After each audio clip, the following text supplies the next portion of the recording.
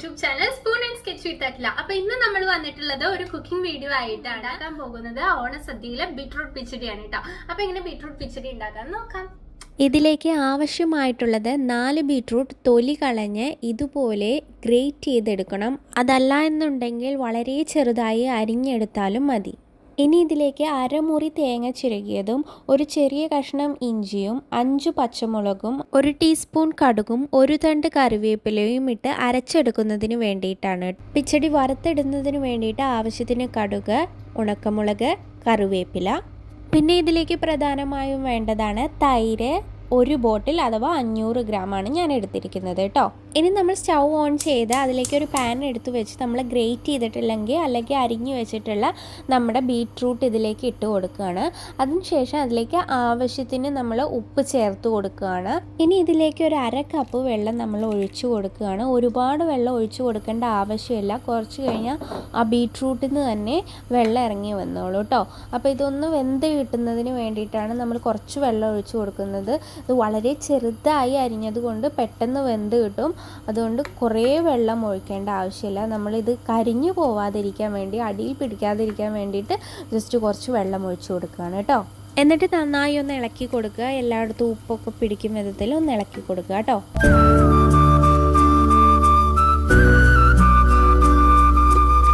Beetroot വെന്ത് വരുമ്പോഴേക്കും നമുക്ക് ഈ അരപ്പ് റെഡിയാക്കാം കേട്ടോ.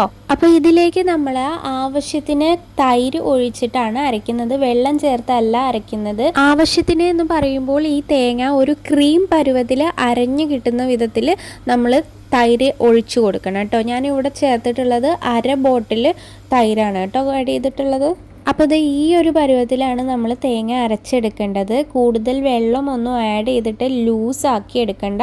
ഈ ഒരു ക്രീം ടെക്സ്ചറിൽ തന്നെ അരച്ചെടുത്താൽ മതി കേട്ടോ. നന്നായി അരഞ്ഞു കിട്ടണം. ഇനി നമുക്ക് നമ്മുടെ ബീട്രൂട്ട് എന്തായെന്ന് നോക്കാം. ഇതിന്ന് നമ്മൾ ആഡ് ചെയ്ത വെള്ളത്തിനേക്കാളും ബീട്രൂട്ടിൽ നിന്ന് വെള്ളം ഇറങ്ങി വന്നിട്ടുണ്ട്.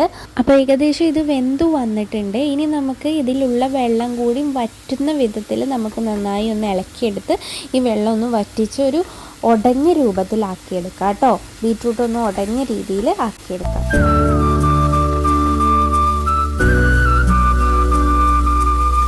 അപ്പോൾ ഇത് വെള്ളമൊക്കെ വറ്റി വന്നിട്ടുണ്ട്. ഇപ്പം നമ്മൾ ലോ ഫ്ലെയിമിൽ വെക്കണം. എന്നിട്ട് ഇതിലേക്ക് നമ്മൾ അരച്ചു വെച്ചിട്ടുള്ള അരപ്പ് ഇതിലേക്ക് ചേർത്ത് കൊടുക്കുകയാണ് കേട്ടോ. ഇത് ചേർത്ത് കൊടുത്തിട്ട് ഒന്നുകൂടി നന്നായി ഇളക്കി യോജിപ്പിച്ചെടുക്കുക.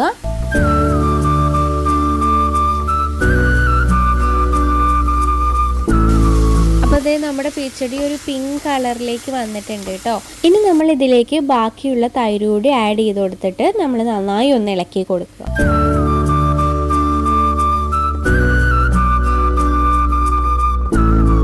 ഇതിലേക്ക് കുറച്ചുകൂടി തൈര് ഞാൻ ആഡ് ചെയ്ത് കൊടുക്കുകയാണ് കേട്ടോ. നമുക്ക് ഇതിന് എത്രത്തോളം തിക്നെസ് വേണ്ട എന്നതിനനുസരിച്ചിട്ട് നമുക്ക് തൈര് ആഡ് ചെയ്ത് കൊടുക്കാം കേട്ടോ.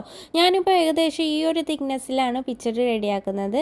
ഇതിൽ കൂടുതലൊരു ലൂസായിട്ട് നമുക്ക് കിട്ടണമെന്നുണ്ടെങ്കിൽ കുറച്ചുകൂടി തൈര് ആഡ് ചെയ്ത് കൊടുക്കാം കേട്ടോ. ഇനി ഇത് ഇളക്കി കൊടുത്തതിന് ശേഷം ഒരു ചെറിയൊരു തിള വന്നതിന് ശേഷം നമുക്ക് സ്റ്റൗ ഓഫ് ചെയ്യാം കേട്ടോ.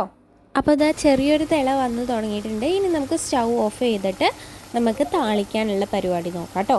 അതിനായി നമ്മൾ വേറെ ഒരു പാൻ എടുത്തിട്ട് അതിലേക്ക് ആവശ്യത്തിന് വെളിച്ചെണ്ണ ഒഴിച്ചു കൊടുത്തിട്ട് കടുക് പൊട്ടിക്കുക. കടുക് പൊട്ടിയതിന് ശേഷം അതിലേക്ക് നമ്മൾ ഉണക്കമുളക് ചേർത്ത് കൊടുക്കുകയാണ്. ഈ ഉണക്കമുളക് ഒരു ബ്രൗൺ ബ്ലാക്ക് കളർ ആയി കഴിഞ്ഞാൽ നമുക്ക് അതിലേക്ക് കറിവേപ്പില ഇട്ട് കൊടുക്കാം കേട്ടോ.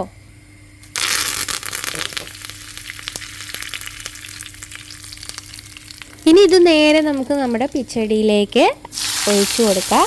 എപ്പോഴും നമ്മൾ വറുത്തിട്ടതിന് ശേഷം അപ്പം തന്നെ ഒരു അടപ്പ് വെച്ചിട്ട് ആ പാത്രം മൂടി വെച്ചാൽ ആ വറുത്തിട്ടതിൻ്റെ കറിവേപ്പിലയുടെയും ആ ഉണക്കമുളകിൻ്റെയൊക്കെ നല്ല ഫ്ലേവർ അതിലേക്ക് ഇറങ്ങിയിട്ടുണ്ടായി കേട്ടോ. എന്നിട്ട് ഒരു 5 മിനിറ്റ് ഓപ്പൺ ചെയ്ത് കഴിഞ്ഞാൽ നമ്മുടെ പിച്ചടി റെഡി ആയിട്ടുണ്ട്.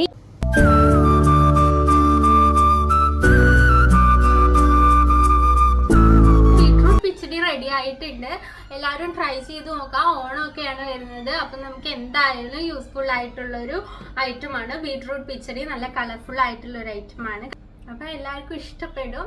ട്രൈ ചെയ്ത് നോക്കാം. നമുക്ക് മറ്റൊരു വീഡിയോയിൽ മറ്റൊരു വിഭവമായിട്ട് കാണാം. ബൈ. ഈ ബീട്രൂട്ട് നല്ല ഹെൽത്തി ആയിട്ടുള്ളൊരു വെജിറ്റബിളാണ്. പക്ഷേ ചിലവർക്കൊന്നും ബീട്രൂട്ട് ഇഷ്ടമല്ലാത്തവരുണ്ടാവും. തോരനൊക്കെ ആയി വെച്ചാലൊന്നും കഴിക്കാത്തവർ. പക്ഷേ ഇങ്ങനെ ചെയ്ത് കൊടുത്താൽ കഴിക്കാത്തവരും കഴിക്കും കേട്ടോ. ഇപ്പോൾ എനിക്കൊന്നും ബേസിക്കലി ബീറ്റ്റൂട്ട് തോരൻ വെച്ചാൽ ഇഷ്ടമല്ല, പക്ഷേ ഇങ്ങനെ വെച്ചാൽ ഇഷ്ടമാണ് കേട്ടോ. ട്രൈ ചെയ്ത് നോക്കും.